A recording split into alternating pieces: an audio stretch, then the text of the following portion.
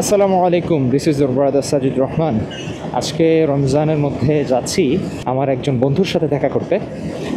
কেন দেখা করতে যাচ্ছি এবং কতদিন পর দেখা করতে যাচ্ছি এগুলো আপনাদেরকে তার সাথে দেখা হওয়ার পরে বলবো ইনশাআল্লাহ। কী হচ্ছে রাস্তার মাঝখানে, কী যে একটা অবস্থা, মানে রাস্তার মাঝখানে কখন কি হয় না হয়। রানিং রাস্তায় কোনো ধরনের ব্যারিকেড দেওয়া নাই, কোনো ধরনের কোনো কিছু মেনটেন করা নাই। মাহিন্দ্রার একটা গাড়ি, জিপ কোয়ালিটি, রাইট? মানে দেখতে খুবই ভালো লাগছে আমার। কেন যেন ছোটোবেলা থেকে এই টাইপের গাড়ির উপর একটা আলাদা আসক্তি কাজ করে। মানে আমাদের দেশে যেই পাজারো, ল্যান্ড ক্রুজার, প্রাডো, তারপর জিপ টাইপের যেই গাড়িগুলো আছে, আমি সেইগুলো গাড়িগুলোর কথা বলছি।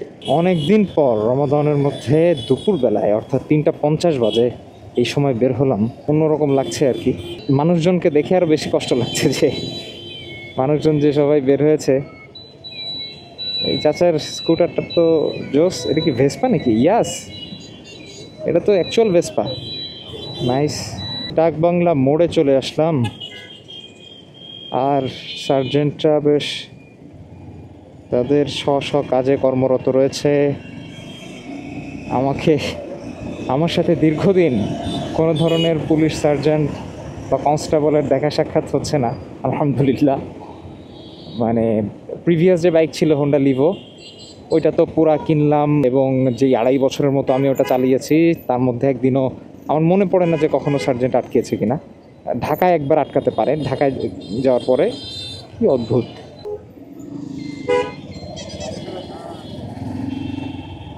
কি একটা অবস্থা! গাড়ি পার্কিং খুলনা শহরে দিন দিন গাড়ির সংখ্যা অনেক বেড়ে গিয়েছে। আর এই যে ডাকবাংলার জায়গাটা, এই মার্কেট, এই জিনিসগুলো তো অনেক নতুন নতুন অনেক মার্কেট হয়েছে, অনেক বিল্ডিং হয়েছে, অনেক স্থাপনা, এই সবগুলোতেই আর কি হ্যাম্পার হয়েছে।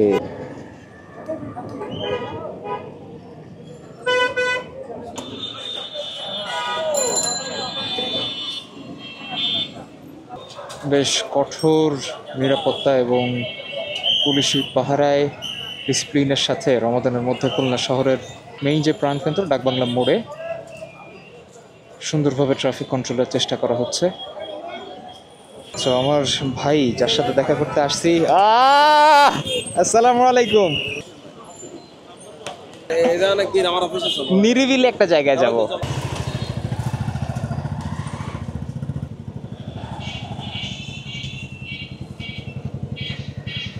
সিটি রাস্তায় রয়্যাল এনফিল্ড রাইড করা অবস্থায় কেমন লাগে আপনারা তো নিশ্চয়ই দেখতে পাচ্ছেন।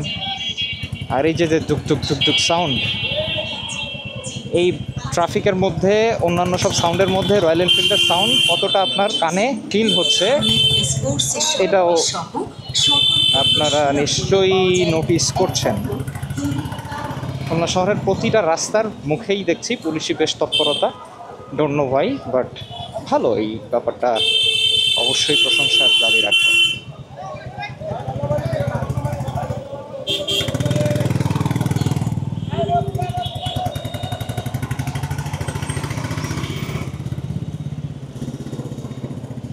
কালারটাও তো খুব সুন্দর, আনকমন কালার। আমরা কিছুক্ষণ পরে ইনশাল্লাহ বাইকটা চালাবো।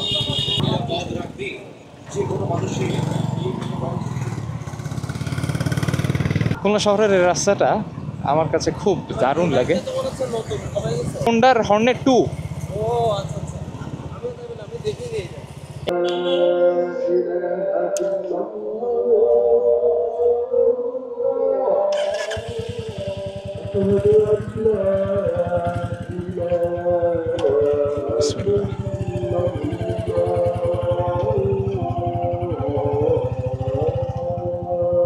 তাকদীর কি জিনিস, ঠিক এই মসজিদটা থেকে আপনাদের খেয়াল আছে কি না, এই মসজিদটা থেকেই একটা ক্রোম রেড কালারের একটা রয়্যাল এনফিল্ড দেখছিলাম।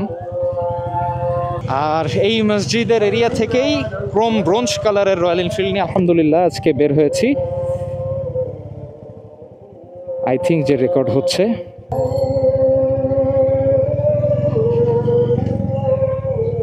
যদিও বাইকটা এখনও ব্রেকিং পিরিয়ডে আছে,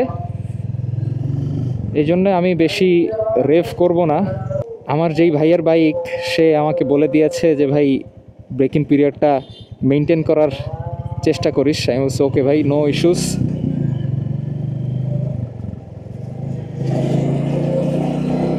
আপনারা আওয়াজ শুনতে পাচ্ছেন ভাই? ইন শর্ট, আমি যদি এই বাইকের ব্যাপারে আপনাদেরকে বলি যে রয়্যাল এনফিল্ড কেন কিনবেন, যদি আপনারা রাস্তার রাজা হইতে চান এবং রাজার হালে আপনি রাস্তার কিং ডন এইভাবে যদি হচ্ছে রাস্তায় একটা দাপট নিয়ে চলতে চান, ভাই Royal Enfield is best choice for you.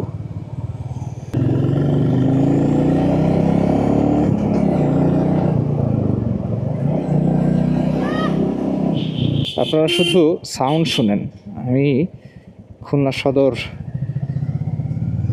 যে লঞ্চ ঘাট আছে, ফরেস্ট ঘাট, এই এরিয়া থেকে রয়্যাল এনফিল্ড ক্লাসিক 350 নিয়ে আপনাদের সাথে মোটো ভ্লগ করছি। আমার অনেক দিনের একটা ইচ্ছা বলতে পারেন যে ছিল ক্লাসিক 350টা চালানোর, আলহামদুলিল্লাহ সেটা হয়েছে। তবে এইটা ট্রু, এর যে ইনিশিয়াল রেসপন্স, এই র পাওয়ারটা আপনি ফিল করবেন ভাই, এইটা আসলে এর র পাওয়ারটা খুবই খুবই জোস। তবে সবথেকে বড় যেই ব্যাপারটা, সাউন্ড, আমার তো ভাইজর টেনে দেওয়া, তারপরেও আই বিলিভ যে আপনারা সাউন্ড শুনতে পারতেছেন।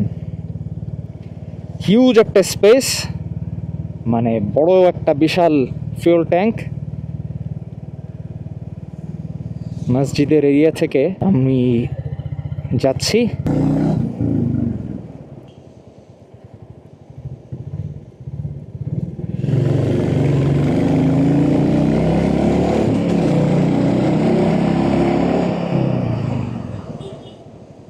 ভাই এই বাইকটা আসলে মাস্কিউলার বডি যারা বিলং করেন, আসলে তাদের জন্যই স্পেশালি বানানো। টার্নিং রেডিয়াস খুবই কম, অল্প জায়গায় বাইকটা ঘোরায় ফেলা যাচ্ছে। আর আমি যখনই গিয়ার শিফট করছি, ইনস্ট্যান্ট একটা ফিডব্যাক দিচ্ছে আমাকে, যেটা আপনাকে মুগ্ধ করতে বাধ্য। অবশ্য এই ইনস্ট্যান্ট যে বাড়িটা দেয়, এটা বেশ একটা হার্ড একটা পুশ।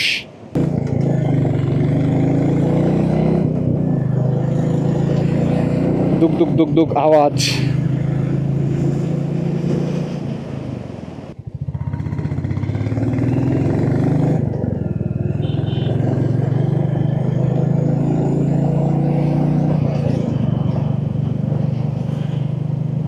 আমার কোনো কথা না বলে বাইকটা শুধু চালাতেই ইচ্ছা করছে।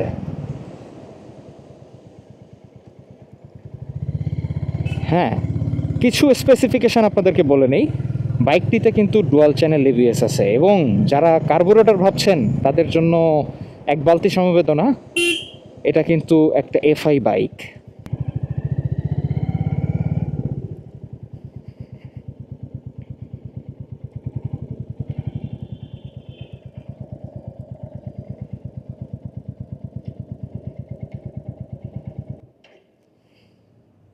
এই হলো বাইকের যে স্ট্যান্ডটা আছে, এটাও ক্রোমের, পুরো Chrome finished royal Enfield classic 350। আমাকে দেখা যায়, চেঞ্জ করে ফেল ভাই, চেঞ্জ করে ফেল। হ্যাঁ, কাওয়াসাকি। আজকে বেশ সুন্দর একটা সময় গেল, সুন্দর একটা দিন গেল আলহামদুলিল্লাহ। এখন ইফতারের জন্য ছুটছি, 5:18 বাজে। আমাদের আবার ইফতার হচ্ছে 6টার দিকে, অলমোস্ট 6:10-এর দিকে খুব সম্ভবত। এই জন্য একটু আগে ভাগে গিয়ে প্রিপারেশন নেওয়াটা ভালো। আমার জন্য একটু আগে ভাগে গেলে ভালো হয়, এই জন্য আমি একটু আগে ভাগে যাওয়ার চেষ্টা করছি।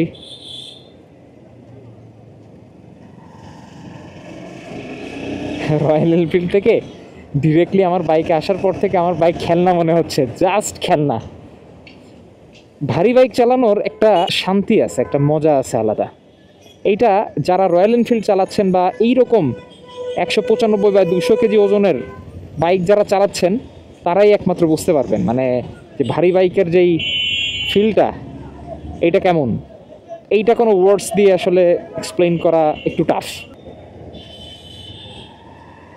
ইফতারের আগ মুহূর্তে আল্লাহ আল্লাহ করে যাইতে পারলে হয়, কোনো ধরনের কোনো জ্যাম ফেস না করি এই আশাই আর কি। এই যে ক্রোম ব্রোঞ্জ কালার এতক্ষণ যেটা আমরা চালাইলাম সেটা আমাদের দেশে একটা কথা প্রচলিত আছে, আমি হাসি দিয়ে শুরু করলাম, সরি, মানে আপনারা অনেকে হাসির কারণ না বুঝতে পারেন, আমি এখন এক্সপ্লেন করছি। সেটা হচ্ছে দুপুরবেলায় তীক্ষ্ণ রোদে, মানে চরম কাঠফাটা রোদে যখন মানুষ কাজ করে বা বাইরে থাকে সিয়ামরত অবস্থায়, রোজা রাখা অবস্থায়, তখন একটা কথা প্রচলিত আছে যে রোজায় ধরা। আজকে এখন এই যে রাস্তায় বাইক চালাইতে গেলে এরকম মনে হচ্ছে যে মানুষজন যেভাবে গাড়ি ঘোড়া চালাচ্ছে মনে হচ্ছে সবাইকে রোজায় ধরছে, এরকম একটা অবস্থা। জোকস অ্যাপার্ট, কেউ সিরিয়াসলি নেবেন না আশা করি। আর অনেকে এইভাবে ক্রস রোড মেরে দেয়, ডানে বামে না তাকায়। এই রয়্যাল এনফিল্ড থেকে ডিরেক্ট হর্নেট 2-তে শিফট হওয়ার পর মনে হচ্ছে আসলেই যে আমি কোনো খেলনা কোনো বাইক চালাচ্ছি, একদম হালকা, মানে যেরকম সেরকম করে চালানো যাবে, ইচ্ছা করলেই ডানে বামে মোড় নেওয়া যাবে। আমি তো প্রথম অবস্থায় রয়্যাল এনফিল্ড যখন একটু টার্ন করতে গিয়েছি তখন আমি একটু বেশ সচেতনতার সাথেই ঘোরানোর চেষ্টা করেছি। আরে সামিত ভাই, Imran English and GK care, আমাদের ক্লোজ এক ভাই ব্রাদার, তার যেই অ্যাডমিশন কোচিং আছে সেইটার প্রচারণা দেখলাম। Anyways, had a good day, had a great time, আলহামদুলিল্লাহ। অনেক দিন পর আমার ক্লোজ একটা ফ্রেন্ডের সাথে দেখা হলো, ওর রয়্যাল এনফিল্ড থাকার সুবাদে কিছুক্ষণ চালানো হলো আলহামদুলিল্লাহ, এবং বেশ কিছুক্ষণ আড্ডা হলো, কথাবার্তা হলো দীর্ঘদিন পর। পরিচিতর মধ্যে অনেকেই রয়্যাল এনফিল্ড কিনেছেন, কিন্তু আমাদের খুলনায় যেটা হচ্ছে যে আমার একদম নিকটাত্মীয়র মধ্যে কেউ রয়্যাল এনফিল্ড কেনেনি বিধায়, আর যেহেতু একটু ইন্ট্রোভার্ট স্বভাবের, এই জন্য কাউকে অ্যাপ্রোচ করাটাও ফার্স্ট চান্সে আমার জন্য একটু টাফ জব। এই জন্য যেটা দেখা গিয়েছে যে আমি এতদিন রয়্যাল এনফিল্ডের ভিডিও দেইনি এবং দিতে পারি নাই, যেটা সত্য কথা। এরকম অনেক বাইকই আছে খুলনায়, অ্যাভেলেবিলিটি কম, প্লাস আমি খুব বেশি বাইরের সময় দেই না, যার কারণে একটা জিনিস হচ্ছে যদি এই সেক্টরে নেটওয়ার্কিং মেনটেন করা যায় এবং বাইকার যে ভাই ব্রাদার আছে খুলনায় তাদের সাথে যদি আড্ডা দেওয়া যায়, অনেক সময় এটা ইজিয়ার হয়। মিউচুয়াল ফ্রেন্ডস বা মিউচুয়ালভাবে কারোর সাথেই করা যায়, এটা কোল্যাব করা যায়। ওই যে আমার লিমিটেশনস তো বললাম আমি আপনাদেরকে যে টাইমের একটা লিমিটেশনস আছে, তারপর এক্সট্রোভার্টনেসের একটা লিমিটেশনস আছে। এই যে জায়গাগুলোতে আমি আসলে একটু অপারগ। আলহামদুলিল্লাহ, I am happy with everything. আমি যেরকম আমার যেভাবে ডেইলি লাইফস যাচ্ছে তাতে আমি পুরোপুরি সন্তুষ্ট আল্লাহর কাছে। এই জন্য I don't have any regret. একটু দেরিতে হোক, একেবারে যদি না হয় না হবে, সেটা নিয়ে আমার বিন্দু পরিমাণে কোনো আফসোস বা শোকতাপ নাই, আলহামদুলিল্লাহ। আর একটা ব্যাপার হচ্ছে যে আমার এই ফ্রেন্ডের সাথে দেখা হয়েছে বিধায় হয়তো এই ভিডিওটা করা পসিবল হলো, নাইলে হয়তো আরেকটু লেট হইতো বা হইতোই না, আল্লাহই ভালো জানেন। মানে ওই যে বললাম যে এটা নিয়ে আমার কোনো ধরনের কোনো রিগ্রেট নাই। No, I am happy with my Hornet 2। আমার আসলে রয়্যাল এনফিল্ড চালিয়ে, টু বি ভেরি অনেস্ট, ভালো লেগেছে। প্রত্যেকটা বাইকেরই ভুল ত্রুটি থাকে, শর্টকামিজ থাকে, সেই জিনিসগুলা যদি কখনো ফুল ভিডিও ইনডেপথ রয়্যাল এনফিল্ডের ভিডিও বানাই তখন হয়তো আলোচনা করা যাবে। বাট ইন শর্ট বা ফার্স্ট ইমপ্রেশনে Royal Enfield chrome bronze classic 350 যেটা আমি চালিয়েছি সেটা জাস্ট আমার কাছে মানে খুবই ভালো লেগেছে যতটুকু চালিয়েছি ততটুকু এক্সপেরিয়েন্সে। তবে একটা ব্যাপার বলি, আপনাদের অনেকেরই ধারণা যে আমরা লোহা লক্কর কিনতেছি, লোহার লক্কর তো আসলে বেশ টেকসই হবে, লংজিভিটি ভালো হবে। আপনারা অনেকেই জানবেন হয়তো, তারপরে আমি আপনাদেরকে মনে করা দেওয়ার স্বার্থে বলি যে এই বাইক যদি আল্লাহ না করুক একবার পড়ে যায় বা কোথাও কোনো ডেন্ট হয়ে যায়, আপনার কিন্তু ওইটা ধরেই আসলে চেঞ্জ করা লাগবে আলটিমেটলি আপনার স্যাটিসফ্যাকশন পাওয়ার জন্য। তো সেই জায়গা থেকে যদি চিন্তা করেন তাহলে কিন্তু লোহা লক্কর কিন্তু একটা ঝামেলা। রয়্যাল এনফিল্ডের সাথে ভালো একটা সময় পাস হলো এবং আই উইশ যে এরকম সময় আরও পাস হোক। আজকের ভিডিও এ পর্যন্তই। আপনাদের সকলকে আল্লাহ সুবহানাহু ওয়া তাআলা ভালো রাখুক। আসসালামু আলাইকুম ওয়া রাহমাতুল্লাহ।